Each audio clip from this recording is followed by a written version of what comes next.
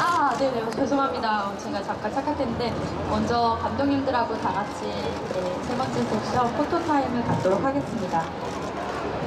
네, 그 테이블 앞으로 나오셔서 여기 네, 좀 붙어주세요. 붙어주세요.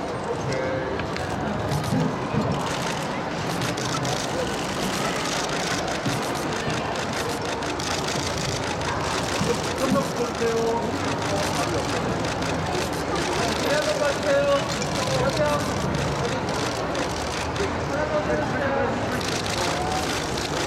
하나 더 봐주세요.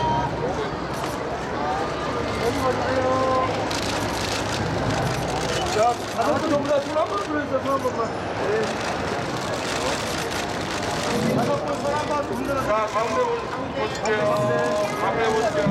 오케이. 여기까지 하는 거.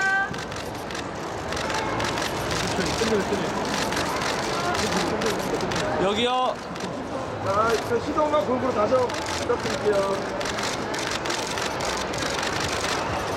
네, 감사합니다. 포토타임 끝내도록 하겠습니다.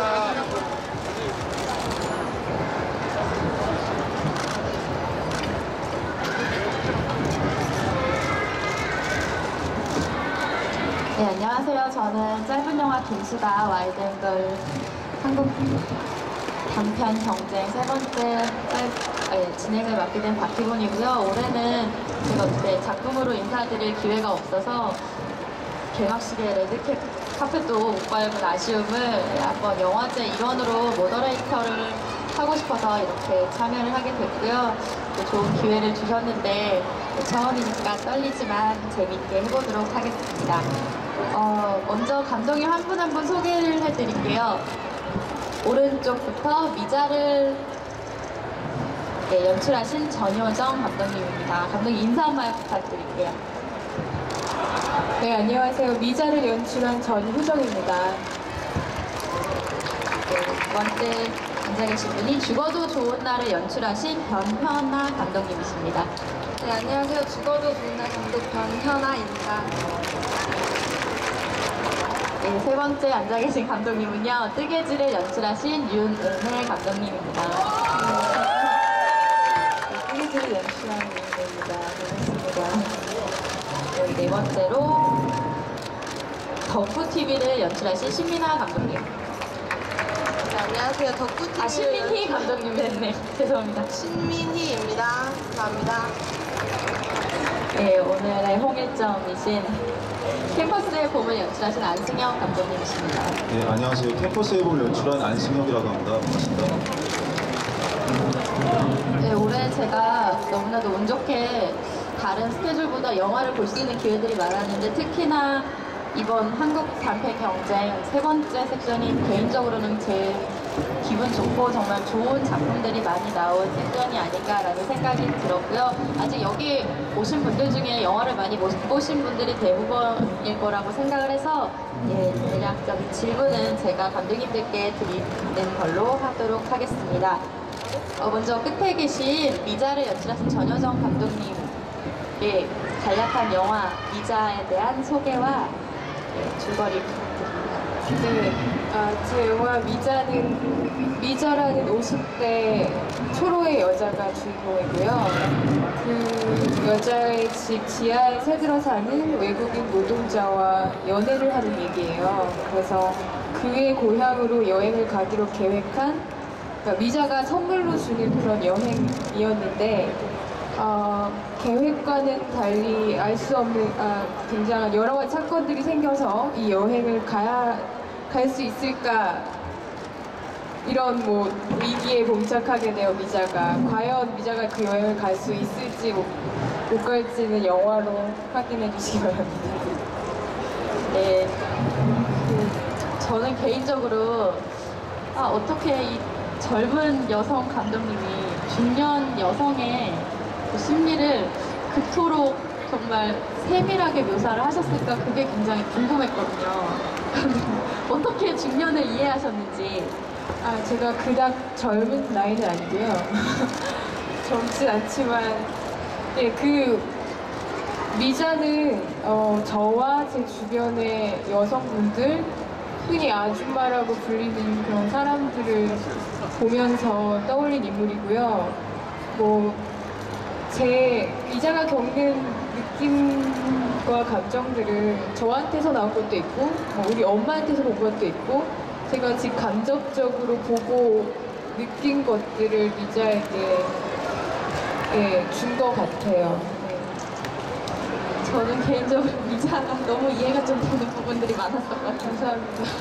저는 중년은 아닌데 참 부끄러운데.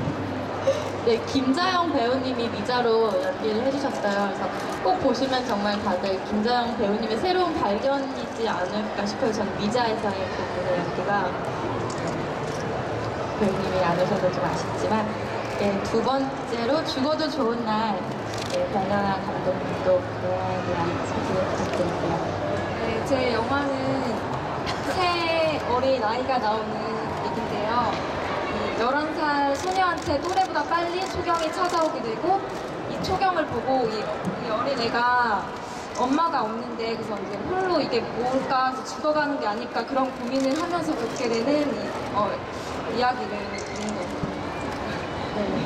그 정말 새 어린이의 연기가 너무나도 뛰어나서, 예, 통틀어 제일 귀여운 영화가 아닌가 하는 프로그래머님들의 칭찬도 많이 들었고, 아이들 이제 어린 배우들의 연기 연출을 어떻게 하셨는지 되게 궁금했어요. 저는 이게 애들이 좀 살려줘야 하는 영화라서 캐스팅하는데 되게 좀 시간을 많이 투자했어요. 그래서 직접 에이전시 찾아가서 연기 잘하고 이미지 맞는 아이들을 찾으려고 먼저 캐스팅에 좀 많은 시간을 투자했고, 그리고 디렉팅 할 때는 그러니까 애들이 워낙 연기를 워낙 하던 애들이라서 좀 애들이라서 집중력이 좀 약한 건 있었는데, 그래서 그래도 재밌게 잘했던 것 같아요. 네, 정말 꼭 보시길 바라고요. 또 뜨개질을 연출하신 윤은혜 감독님께 영화 소개 간략하게 부탁드릴게요. 사실 이렇게 영화를 소개를 하는 것 자체가 굉장히 낯설고 어색하긴 한데요. 일단 한 여자가 이별을 한 지 좀 지난 다음에 물건들을 정리를 하다가 그 물건을 보고 남자를 잊었다고 생각을 했지만 잊혀지지 않는 감정들을 조금씩 이렇게 변하는, 그리고 그 내면의 어떤 모습들을 겉으로 뜨개질을 하면서 그 물건을 만지면서 그 여자의 심리 상태를 좀 표현을 해봤는데, 말은 거창하지만 사실 되게 단순하고 그냥 좀 많이 미흡한 작품이기는 해요. 근데 잘 표현이 됐는지는 잘 모르겠어요. 그래서 그런 과정들, 그런 여자의 심리적인 부분들을 좀 담아봤습니다.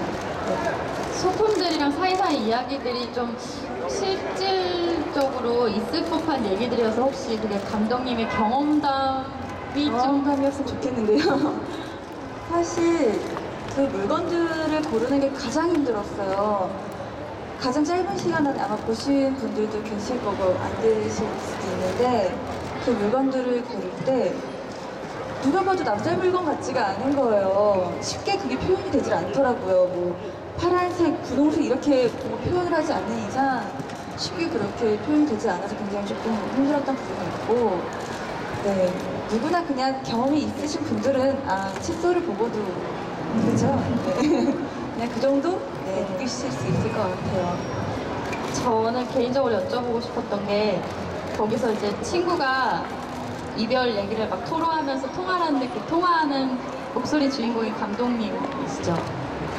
이게 비하인드 스토리가 될 수도 있을지 모르겠는데, 사실은 그 부분이 가장 마음에 걸렸었어요. 저는 전혀 참여를 하고 싶지 않았는데, 마지막에는 원래 그 통화 내용이 없는 부분이고요. 여자 대사, 그 주인공 여자 대사로 많은 것을 좀 더 표현하고 싶었는데, 그래도 보시는 분들께 좀 더 친절하게 설명하는 게 더 좋지 않겠냐라는 또 의견이 나와서, 제가 아프리카 가기 전날 바로 핸드폰 녹음으로 그 녹음을 해서 바로 대사 써서 할 수밖에 없었던 또 그런 좀 미흡한 부분이 있는데, 보시는 분들께서 그 부분이 좀 설명이 된다면 조금 다행인 것 같고요. 조금 부족하겠다면 좀 이해하고 넘어가 주셨으면 좋겠어요. 네, 신민희 감독님 벚꽃TV를 연출해 주셨는데 네, 영화에 대한 소개 부탁드릴게요. 네, 저의 영화는요. 빠르게 변화하는 이제 시대에서 적응해야만 하는 노인들에 관한 이야기고요. 시골에서 이렇게 저희가 빠르게 변화하는 스마트한 세상이나 뭐 저희가 흔히 먹는 뭐 커피숍의 커피나 이런 것들을 먹을 수 없는 노인들이 그런 것들과 쉽게 접하면서 그거에 적응해가고 또 그런 걸 어려워하고 변화를 두려워하는 그런 노인분들의 이야기를 유쾌하게 담은 작품입니다. 네, 저는 개인적으로 어떤 스포일러처럼 말씀을 하나 드리고 싶은 거는 벚꽃TV에 이제 두 중년 부부가 나오시는데 정말 제일 인상적이었던 게 할아버지의 저지 힙합 패션이 그래서 소 여물을 주시면서 하는 그 패션이 굉장히 인상적인데 그거는 설정을 그렇게 하신 건지 아니면 제가 그렇게 개인적으로 본 건지 사실 제 영화를 보고 그 부분에 대해서 이제 지목하신 분은 처음이시고요. 일단 이제 저희가 스텝이나 뭐 저랑 배우분하고 여러 대화를 통해서 정하게 된 의상은 맞고요. 근데 결론적으로 이제 배우분이 직접 가져오셔서 저희한테 보여주셨는데 너무 이제 이미지나 뭐 배우분이 이렇게 하실 수 있는 연기와 되게 어울리는 컬러와 뭐 그런 의상을 가져오셔서 그걸로 선택하게 됐어요. 아, 정말 인상적이었습니다. 마지막으로 옆에 앉아 계신 안승엽 감독님 캠퍼스의 봄에 대한 소개 부탁드릴게요. 저희 영화 캠퍼스의 봄은 이제 주인공 여대생인 제이와 같이 이제 대학을 입학한 이제 남자 고등학생 성준의 등록금 때문에 어쩔 수 없이 싸울 수밖에 없는 그런 이야기를 다룬 영화인데요. 하고 싶었던 얘기는 이제 거대 등록금이라는 거대 자금을 앞에서 이제 보호받지 못하는 그런 저희 나약한 그런 저희 소시민들의 그런 모습들을 약간 그런 좀 재미적인 장르적인 약간 그런 걸 좀 섞어서 만들면 어떨까 하는 그런 욕망을 만든 영화인데 잘 표현될지는 잘 모르겠는데 그 소재 자체가 다 모든 분들이 다 대학을 다니니까 다 그런 것들이 다 공감할 수 있는 이야기가 되지 않을까 하는 그런 생각으로 이렇게 작품을 만들게 됐습니다. 저는 보면서 개인적으로 주인공 제이를 계속해서 방해하는 어떤 요소들이 정말 많았던 것 같아요. 예를 들어서 경비 아저씨, 또 뭐 국과장 같은 아저씨, 또 서점 주인 아저씨 그런 걸 보면서 정말 너무 그 주인공이 얼마나 답답할까 이런 생각을 굉장히 많이 했어요. 네, 그렇죠. 그래서 이 장애물이 어떻게 보면은 약간 그런 장애물의 설정을 제가 만들 때, 그러니까 그 주인공한테는 장애물이 되긴 하지만은 또 관객들이 보기에는 또 이런 게 또 그런 경비라든지 그런 직원은 사람들이 어쨌든 뭐 도둑 잡지 않으면은 자기들이 피해를 보니까 그러니까 그런 약간 그 사람들의 나름의 당위성을 만들고 싶었는데 나름 저는 그렇게 만들었다고 생각했는데 이게 또 보시는 분들은 약간 그런 식으로 좀 보셨다는 게 저는 또 새롭게 다가오게 되는 것 같아요. 네. 먼저 미자에 대해서 좀 여쭤보고 싶은데요. 이주 노동자, 아까도 감독님께서 말씀하셨지만 이주 노동자와 아줌마, 중년의 로맨스 이야기예요. 근데 사실 둘이 물론 이제 새들어 사는 사람과 주인집 아줌마이긴 하지만 어쨌든 둘 간의 어떤 첫 만남에 이제 로맨스가 될 수 있는 요소들은 또 있었을 것 같아요. 그게 과연 어떤 거였는지 저는 굉장히 궁금했거든요. 어떻게 둘이 사랑 아닌 사랑 듯한 사랑을 하게 됐는지. 원래 미자는 촬영 2주 전에 갑자기 하룻밤 만에 써진 시나리오였는데요. 2달 동안 미자가 거의 엑스트라급의 조연으로 나오는 시나리오를 계속해서 붙이고 있었는데 아무도 좋아하지 않았고 어느 날 밤 더 이상 그 시나리오를 열기가 싫더라고요. 그래서 새 문서를 열고 써내려가기 시작한 게 그 대사 한 2마디 정도 있었던 주인집 아줌마에 대한 영화였어요. 그렇게 해서 태어난 게 미자였거든요. 근데 이제 미자를 그렇게 만들어 놓고 나서 배우님을 모셔야 되는데 과연 미자를 어떻게 설명할까 하면서 미자의 어린 시절부터 현재까지를 이야기처럼 그냥 한번 써봤었어요. 그때 미자와 망은 어떻게 만나게 되냐면 그 부침개를 나눠 먹다가 가까워져요. 그러니까 먹을 것을 나눠 먹다가 뭐 불은 잘 들어오는지 비는 안 새는지 이런 거를 이렇게 주인 아줌마로서 살피다가 아 얘가 제대로 안 챙겨 먹는구나. 자기도 혼자 먹던 거를 이제 나눠 먹기 시작하면서 정이 딱 트기 시작했었죠. 그 이야기 속에서는. 네. 굉장히 보시면 아시겠지만 좀 애틋하기도 하면서 안타까운 것도 있었어요. 나중에 영화의 내용은 말씀 다 드리면 안 되겠지만 그 굉장히 신선한 관계에 대한 저는 좀 기분 좋은 쇼크였거든요. 아까도 감독님이 처음 오셨을 때 여쭤봤었지만 동양 여자와 검은색 피부를 가진 남자의 어떤 관계가 좀 위험할 수도 있다고 아까 말씀하셨었는데 그러니까 걱정을 들었어요. 어떤 남자분으로부터 그런 걱정을 들었는데 저한테는 사실 걱정이 아니었는데 그런 시선들이 있을까봐 좀 걱정이 됐었죠. 근데 미자라는 영화를 통해서 어떤 그런 일상적으로 할 수 있는 좀 걱정들이 좀 해소가 된 것 같아요, 저는. 그 죽어도 좋은 날 변연아 형님께는 어릴 때 한 번쯤은 어차피 보면은 뭐 이 영화에는 이제 소재가 초경이라는 소재가 나오긴 하지만 그거 외에도 굉장히 단순한 어떤 이슈를 가지고도 어린이의 심리로는 정말 극단적으로 죽을 수 있겠다라고 했던 것 같아요. 저도 어렸을 때 막 그 영화를 보면서 혹시 나도 우주로 날아가는 게 아닐까 막 이런 생각도 해봤었고 그런 심리는 또 어떻게 발굴을 하셨는지 본인 스스로. 처음에 소재 잡았을 때를 처음부터 초경을 잡은 게 아니었어요. 제일 먼저 시나리오 쓸 때 아이들 얘기를 쓰고 싶었고 그러다가 이 애가 죽음의 공포를 느끼면 혼자 어떻게 헤쳐나갈까 거기서 시작해서 이제 어떤 거에 공포를 느낄까 하다가 이제 엄마 없는 여자아이한테 이제 초경이 닥치면서 그걸 보고 얘가 어떤 생각이 들까 해서부터 죽어간다고 생각할 수 있겠다. 피를 보고 무서워서 어린아이 심리가 해서 그렇게 해서 쓰게 됐습니다. 그러니까 저는 영화가 정말 귀여웠던 게 특히 이 주인공 여자 아이 그 시점으로 계속해서 막 여러 가지 환상 같은 게 보이잖아요. 저는 특히 이런 스포일러를 퍼뜨리면 안 되겠지만 혜미 누나의 산발 정말 너무 충격적이었거든요. 근데 정말 귀여운